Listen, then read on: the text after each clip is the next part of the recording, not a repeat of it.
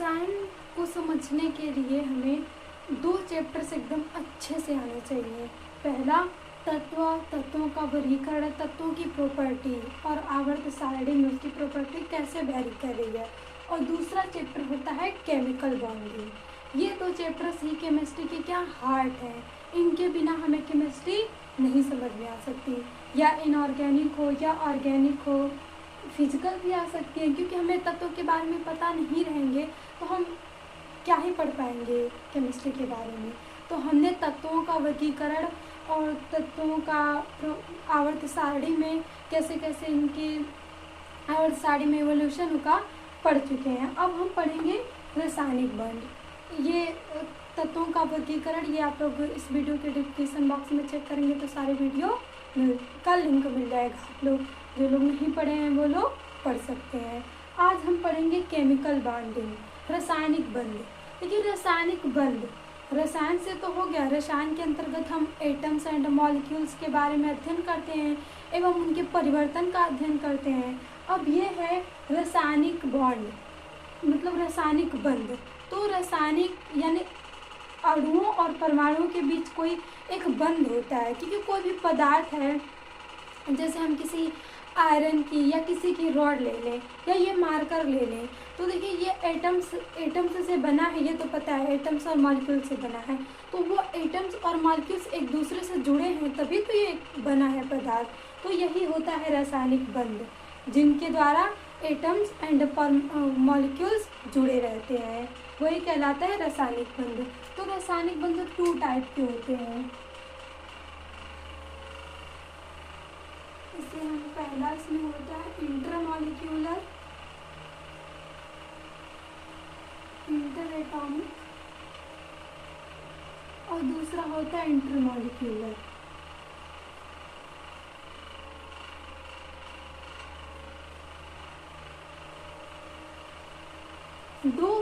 अगर हम रासायनिक बंध के टाइप देखें तो वो 2 प्रकार के होते हैं, inter atomic and intermolecular. Inter atomic का मतलब कि इसमें जो बंध होगा वो परमाणुओं के बीच होगा, और इधर इंटरमॉलिक्यूलर्स का मतलब कि इसमें जो बंध बनेगा वो अणुओं के बीच बनेगा, मॉलिक्यूल्स के बीच बनेगा। इसे हम हिंदी में बोल सकते हैं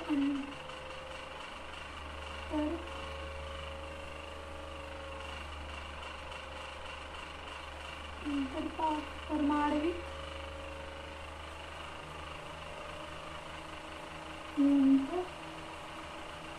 आणविक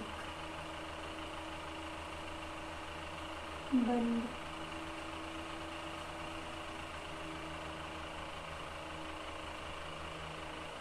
ये तो हो गया 2 रासायनिक बंध के 2 प्रकार के, मतलब 2 प्रकार के बंध। एक परमाणुओं के बीच जो बंध बनेगा और एक जो अणुओं के बीच बंध बनेगा। अब ये फिर अलग अलग, ये भी इसके भी भाग होते हैं। इसमें जो पहला भाग आता है उसे हम बोलते हैं आयनिक या वैद्युत, आयनिक बॉन्ड या वैद्युत बंध। दूसरा होता है कोवैलेंट बॉन्ड, सहसंयोजक। तीसरा आता है कोऑर्डिनेट, उपसंयोजक बंध, उपसंयोजक बंध। और चौथा आता है मेटालिक बंध, मेटालिक बॉन्ड या धात्विक बंध। ये होते हैं मतलब अंतरा परमाणविक बंध। इनके अंतर्गत 4 टाइप्स के बंध आते हैं। आयनिक बंध जिसे हम वैद्युत बंध बोलते हैं, दूसरा है कोवैलेंट बंध, सहसंयोजक बंध, सहसंयोजक बंध, और तीसरा होता है कोऑर्डिनेट बंध, और चौथा होता है मेटालिक बंध। अभी हम आज इसके इंट्रोडक्शन देखेंगे कि कितने प्रकार के होते हैं। देखिए फिर इनके भी टाइप होते हैं, ये भी अलग अलग टाइप के होते हैं। इनमें कुछ आते हैं कि ये कैसे, बहुत सारे इसमें भी नियम आएंगे, तो इनके हम एक एक करके पढ़ेंगे। अब तो ये परमाणविक के प्रकार हमने देख लिया, अब हम देखते हैं इंटरमॉलिक्यूलर के। इसमें देखिए वीक ये आते हैं Van der Waals, Van der Waal, London, London,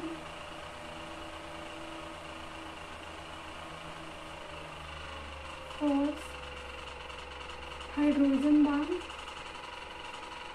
hydrogen bomb, इनके बीच ये आता है। इनके टाइप्स इतने थे, वंडरबॉल्स, लंदन फोर्स और हाइड्रोजन बॉम्ब। ये देखिए ये इसमें 3 प्रकार के आ रहे हैं, इसमें 4 प्रकार के। हम एक एक करके इन सारे बंद को पढ़ेंगे। आज हम इंट्रोडक्शन से देख लेते हैं कि मतलब किसमें मतलब क्या होती है। देखिए जैसे वैद्युत बंद, आणिक बंद, इसकी परिभाषा में हम क्या लिख सकते हैं। वैद्युत बंद जब इलेक्ट्रॉनों का मतलब टोटली आदान प्रदान होता है तो वहाँ वैद्युत बंद बनता है।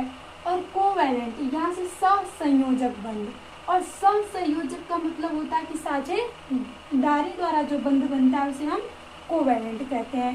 ये देखिए कोऑर्डिनेट, अब इसे आईपीएससी ने भी अब कोवैलेंट बॉन्ड में ही कर दिया है, कोवैलेंट बॉन्ड में ही जो कोऑर्डिनेट बंद है। बस इसमें फ़र्क इतना होता है कि इसमें जो होते हैं साझेदारी होती है इलेक्ट्रॉन की, लेकिन इसमें एक परमाणु दूसरे को देता है लेकिन दूसरे से लेता नहीं है, उसे हम कोऑर्डिनेट बॉन्ड कहते हैं। इसे हम एरो द्वारा दिखाते हैं। इसमें एक लोन पेयर के रूप में इलेक्ट्रॉन दूसरे को क्या होते हैं, डोनेट हो जाते हैं, लेकिन वो उसमें साझेदारी ही नहीं, क्योंकि वो एक पूरे देता है लेकिन दूसरे का यूज़ नहीं करता है। और मेटालिक बंद यानी मेटल्स के बीच में जो बंद बनता है, जैसे हम कॉपर की रॉड ले लें, आयरन की रॉड ले लें, तो वो कैसे जुड़ी होंगी, वो ढेर सारे उसमें परमाणु होंगे और उन परमाणु के बीच जो फोर्स लगता है उन्हें हम बोलते हैं मेटालिक बंद या धात्विक बंद। तो ये तो इनके बारे में मतलब इंट्रोडक्शन छोटा छोटा हो गया कि मतलब कैसे क्या होते हैं। अब हम इनके पूरी एक एक लेके पढ़ेंगे, प्रॉपर्टीज एक एक बॉन्ड लेके, और देखेंगे कि कैसे इसमें क्या हो रहा है। ये देखिए ये जो बंद होते हैं ये स्ट्रॉन्ग बॉन्ड होते हैं, ये स्ट्रॉन्ग बॉन्ड इंटरएटॉमिक, और ये वीक बॉन्ड होते हैं, वीक बॉन्ड।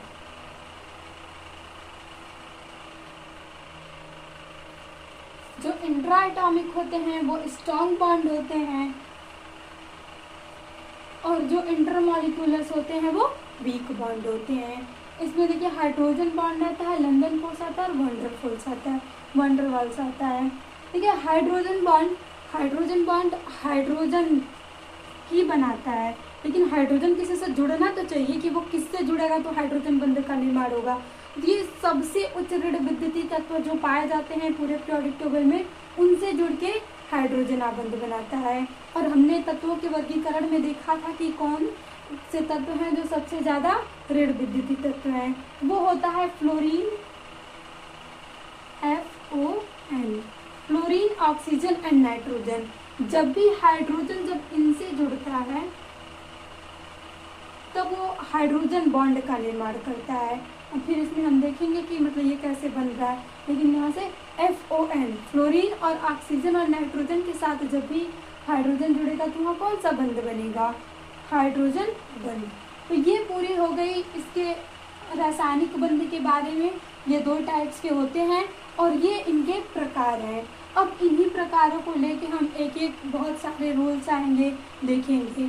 तो देखिए आणिक बंध हमने पढ़ा, इसमें इलेक्ट्रॉन्स का आदान प्रदान होता है, आदान प्रदान होता है। इसमें इलेक्ट्रॉनों की साझेदारी होती है, साझेदारी, शेयरिंग। और कोवैलेंट भी इसी के अंतर्गत आता है, बस इसमें लो एक टर्म से देता है और इसे हम एरो से दिखाते हैं।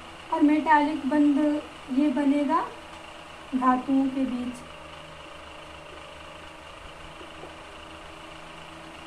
धातुओं के मध्य।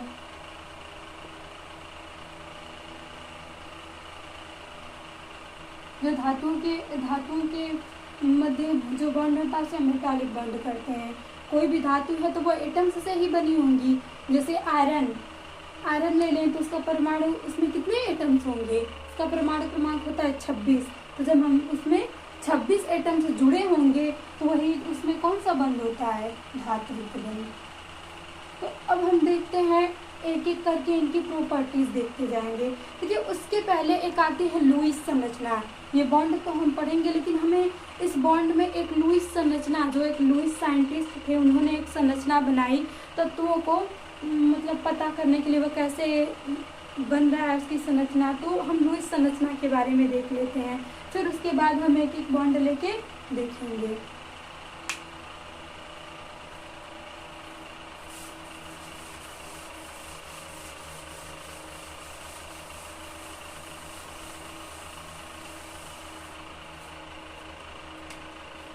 लुईस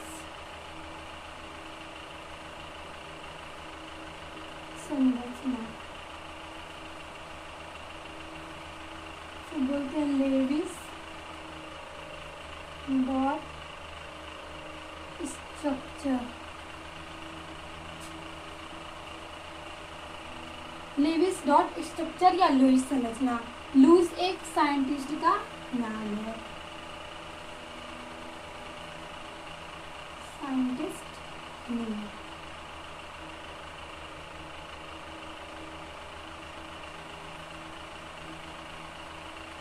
लुईस एक वैज्ञानिक थे। इन्होंने जैसे देखा, ये मतलब जैसे अणुओं को देखा और उसमें कुछ वो कैसे जुड़े हैं, कुछ इसमें दिया, तो वही हम देखते हैं कि क्या दिया। फिर इनकी कुछ अपूर्णताएं भी आए, लिमिटेशन आए, जैसे कई सारे मॉलिक्यूल्स का ये डिफाइन नहीं कर पाए कि मतलब ये कैसे जुड़े हैं। देखिए हम जो लेविस डॉट स्ट्रक्चर होता है, इसको हम बनाते हैं किसी भी अणु या किसी को लेके, उसके बाहरी कक्षा में इलेक्ट्रॉनों की संख्या लेंगे।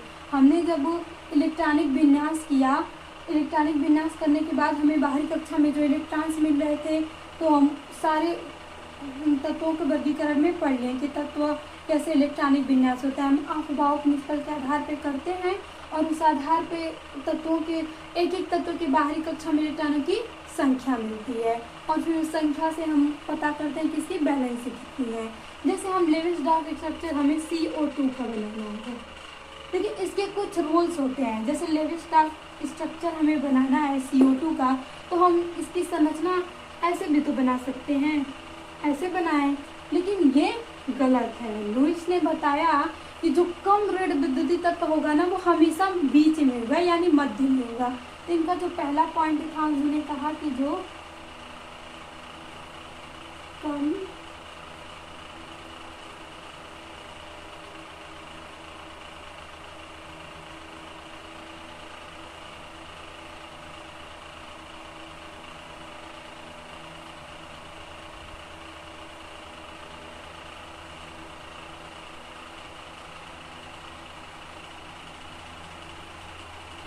कम ऋण विद्युत तत्व जो होगा वो हमेशा मध्य में लिखा जाएगा,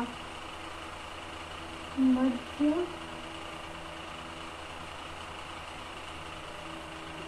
में लिखा जाएगा। लेविस डॉट स्ट्रक्चर आए तो पहले हम CO2 का ऐसे लिखते थे कि ऐसे इसमें बंध का वो बना होगा। तो इन्होंने लुईस आया और इन्होंने एक संरचना दी। तो पहला नियम इन्होंने दिया कि जब हम किसी की संरचना बनाएंगे तो हम देखेंगे उसमें सबसे कम ऋण विद्युतीय तत्व कौन है, उसको हम मध्य में लिखेंगे, और जो अधिक ऋण विद्युतीय तत्व हैं उनसे क्या होंगे, जुड़े होंगे आके। मध्य में जो हम लिखेंगे उनसे आगे जुड़ेंगे। तो जब अब देखिए हमें जैसे पता है यहाँ से ऑक्सीजन की तो अधिक होती है क्योंकि ये दूसरा ऋण विद्युतीय तत्व है, कार्बन की कम होती है, तो कार्बन को हम बीच में रखेंगे, ऑक्सीजन को यहाँ रखेंगे, ऑक्सीजन को यहाँ रखेंगे। देखिए इन्होंने एग्जैक्ट संरचना तो नहीं बता पाए, लेकिन बस एक संरचना दी इन्होंने अब इसके बाद बीच मतलब कैसे बंध बन रहे हैं एंगल्स, ये कुछ तो नहीं डिफाइन कर पाए, लेकिन एक लुईस संरचना दी जिसके कारण हम देख रहे हैं कि बंधों कितने बंध कैसे बन रहे हैं। तो देखिए इन्होंने बाहरी, पहला लिखा कि बाहरी कक्षा में उपस्थित इलेक्ट्रॉन लिखेंगे। तो जब हम कार्बन का इलेक्ट्रॉनिक विन्यास करते हैं इसका परमाणु क्रमांक होता है 6, और जब हम इलेक्ट्रॉनिक विन्यास करेंगे तो 1s1 1s2 2s2 2p 2 ये हो गया 6। तो हम लिखेंगे बाहरी कक्षा में इलेक्ट्रॉनों की संख्या, तो यहाँ से हम लिखेंगे पहली कक्षा कंप्लीट है। अब हम देखेंगे दूसरी कक्षा, तो दूसरी कक्षा ये s और p दोनों है, तो हम दोनों के इलेक्ट्रॉन्स ऐड करेंगे तो कितने हो जाएंगे 4। तो कार्बन के बाहरी कक्षा में इलेक्ट्रॉनों की संख्या होती है 4, तो हम 4 को ऐसे बना लेंगे।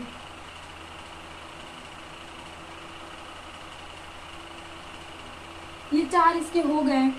अब हम देखेंगे फिर ऑक्सीजन के, तो ऑक्सीजन का परमाणु क्रमांक होता है 8। इसका भी हम सबसे पहले इलेक्ट्रॉनिक विन्यास करेंगे 1s2 2s2 2p, ये 4 हो गए, यहाँ पे 4 हो जाएगा। तो यहाँ भी हम देखेंगे पहली कक्षा कंप्लीट है, दूसरी कक्षा में अभी 8 चाहिए लेकिन इलेक्ट्रॉनों की संख्या 6 है, तो इसके बाहरी कक्षा में इलेक्ट्रॉनों की संख्या 6 होगी और इसे चाहिए कितना 2 इलेक्ट्रॉन, और इस कार्बन को चाहिए 4 इलेक्ट्रॉन। तो हम इसमें यहाँ बनाएंगे 2 इलेक्ट्रॉन्स बना लेंगे। ये हो गए इनकी, जब हम लेविस डॉट स्ट्रक्चर बना रहे हैं तो ऐसे वो उन्होंने बताया इलेक्ट्रॉन्स को। अब इनमें क्या होगी, साझेदारी होगी। ऐसे हम लेविस स्ट्रक्चर बनाते हैं, किसी भी स्ट्रक्चर बनाना होगा तो हम लिखेंगे यहाँ पे बीच में कोई भी यौगिक दे सकता है, कोई भी अणु दे सकता है CO2, तो उसमें से हम देखेंगे कि सबसे कम ऋण विद्युतीय तत्व कौन सा है, उसको हम बीच में लिखेंगे। फिर दोनों साइड में जो अधिक ऋण विद्युतीय तत्व होगा उसे हम लिख देंगे, और बाहरी कक्षा में उपस्थित इलेक्ट्रॉनों को हम इसके चारों ओर दर्शा देते हैं। यही लेविस डॉट स्ट्रक्चर होता है। अब इसे कोवैलेंट बॉन्ड अगर हमें बनाना तो इसको कितना चाहिए 4, तो ये क्या करता है, इस 2 ऑक्सीजन से 2 इससे और 2 इससे ले लेता है। तो अब देखिए कार्बन लेके तो पूरा कर लिया, लेकिन ऑक्सीजन कहा कि हमने दिया है तो तुम भी दो, तो ये 2 इसका ले लेता और ये अपना, तो अब ये अकेला बच गया, तो ये पीछे क्यों, ये भी कहता कि हमें भी 2 दे दो। तो ऐसे किसी भी तत्व का हम लेविस डॉट स्ट्रक्चर बनाते हैं। अभी हम कोवैलेंट बॉन्ड में देखेंगे कि इनके बीच कितने की साझेदारी हुई, तो बंध कितना बना है।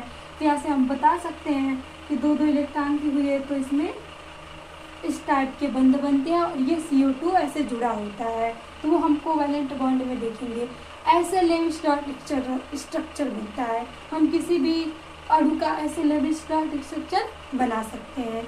लेविस डॉट स्ट्रक्चर बनाने के लिए हमसे सबसे पहला ये पता होना चाहिए कि उस तत्व के बाहरी कक्षा में इलेक्ट्रॉन्स कितने हैं, और दूसरा ये पता होना चाहिए कि मतलब वो उसका ऋण विद्युती 2 तत्व होंगे तो उसमें कम ऋण विद्युती कौन है, उसको हम बीच में लिखेंगे और उसके बाद दोनों को साइड से जोड़ देंगे। इतना तो लेविस ने आके बता दिया, लेकिन देखिए ये कई मॉलिक्यूल्स को डिफाइन नहीं कर पाए। जैसे इनके लिमिटेशंस देखें,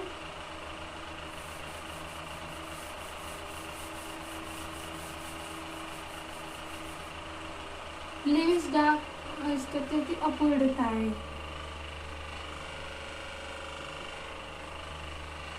लिमिटेशन।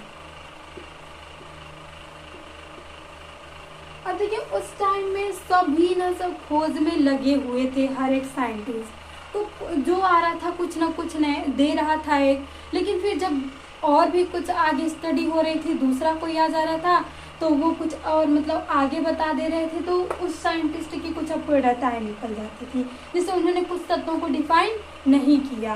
तो ये केमिस्ट्री में नो रूल विदाउट एक्सेप्शन होता है। केमिस्ट्री में बहुत सारे एक्सेप्शन होते हैं, तो इसीलिए जो साइंटिस्ट होते हैं वो कुछ रूल्स देते हैं, फिर आगे उनका रूल्स वहाँ फेल हो जाता है, वहाँ वो नहीं काम करता है, तो उनकी लिमिटेशन में आ जाता है। जैसे हम कई सारे मॉलिक्यूल्स जैसे BF3, इसको ये डिफाइन नहीं कर पाए, इसको ये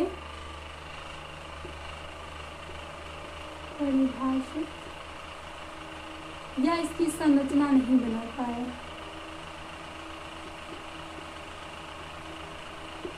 नहीं, Levi's dot structure BF3 molecules की नहीं बनाए, और वो PCl5 की भी ये संरचना नहीं बता पाए। और इनके एक सबसे बड़ी लिमिटेशन थी कि ये मतलब इनके संरचना के बारे में, जैसे लेविस संरचना इन्होंने ऐसे तो बता दी तत्वों को, लेकिन ये किस एंगल पे जुड़े होते हैं, इनके बीच एंगल्स, बॉन्ड एंगल्स नहीं ये बता पाए, बॉन्ड एंगल्स। और भी सारी चीज़ें हैं जो लेविस ने नहीं बता पाई, तो वो और साइंटिस्ट आगे आते हैं और वे बताते हैं। तो देखिए ये सारा लेविस स्ट्रक्चर के बारे में बस हमें पता रहना चाहिए कैसे स्ट्रक्चर बनता है। और BF3 और PCl5 का जो ये मतलब लेविस स्ट्रक्चर था वो सही नहीं था, तो वो लिमिटेशन में आ जाती है कि वो इस नियम को फॉलो नहीं कर रहा था। और ये बॉन्ड एंगल भी नहीं बता पाते हैं कि जो तत्व जुड़े होते हैं वो किस एंगल पे जुड़ते हैं। तो ये सबसे बड़ी इनकी क्या थी, अपूर्णताएं थी। हमने रासायनिक बंध के परिचय देख लिया, उनका इंट्रोडक्शन देख लिया, वो कितने प्रकार के होते हैं और उनके प्रकार के भी कितने प्रकार के होते हैं, कौन क्या कैसे होता है, लिविस स्ट्रक्चर के बारे में हमने देख लिया। अब हम नेक्स्ट लेक्चर में एक एक की प्रॉपर्टीज़ देखते जाएंगे। जैसे हम सबसे पहले देखेंगे कोवैलेंट, फिर आयनिक, फिर धात्विक, फिर इसके बाद इंटरमॉलिक्यूलर्स में आ जाएंगे। तो उसमें हम देखेंगे कि वंडर बॉल्स और हाइड्रोजन बंध, उनके बारे में देखेंगे। तो हम अब मिलते हैं नेक्स्ट वीडियो में।